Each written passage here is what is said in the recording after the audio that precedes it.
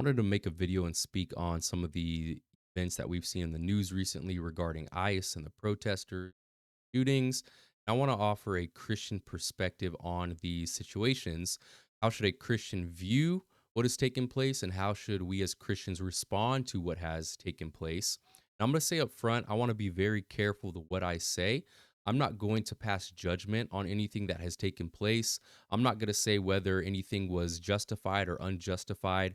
We will wait for court cases and the investigations to determine those outcomes. We're not going to do that here, but we can talk about how we as Christians should respond to these things and how we should view these things. So first, I want to start off with how should we view these events?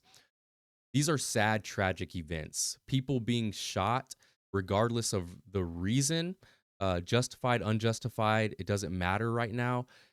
It is sad. It is sad to see people lose their life. Okay. And if anyone is celebrating that or thinking that it's okay or even good, it's not. It's not good when people are losing their lives. So we all have to be on the same page about that. Now, next, we can't demonize. I don't think we should be demonizing either side.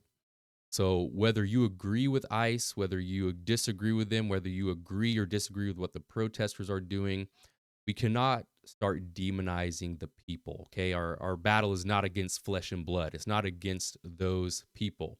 Again, it doesn't matter if you are okay with what they're doing or think it's bad or good, whatever. We cannot demonize them. They're still human beings. They're fallen, sinful human beings who make mistakes just like you and I. They're sinners just like you and I, which also leads to ICE. ICE isn't always going to make the best decision. ICE's decisions that they make in the field are not always going to be perfect. Now, with that, I'll say they do have training. They are trained individuals. They're not just random men pulled off the street. They're not just thugs like people call them. They are law enforcement. They're a law enforcement agency. They are border patrol. They're trained. They know what they're doing, whether you think they do or not. They do know. They are trained, and they are put in very high stress situations where they must make very fast, split second decisions that can alter somebody's life. That's any law enforcement agency. They hold that jurisdiction. They hold that power, that authority to make those decisions, and they're trained on those decisions.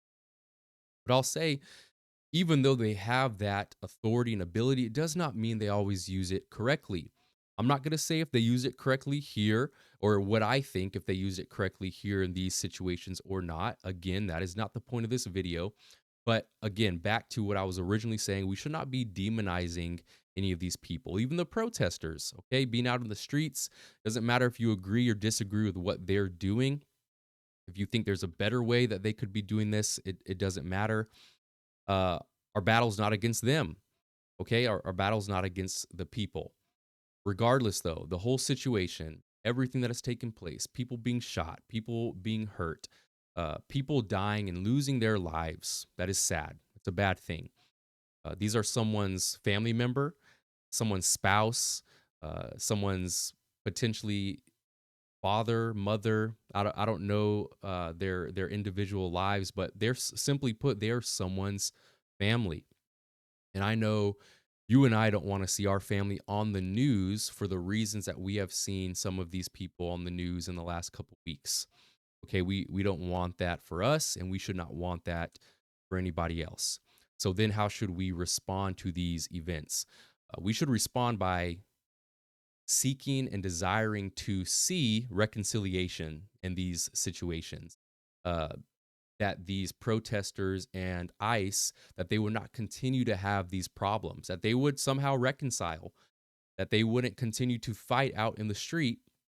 Let me just say real quick, if anyone is ever watching this who is involved in an ICE protest, a peaceful protest, fine, that's okay.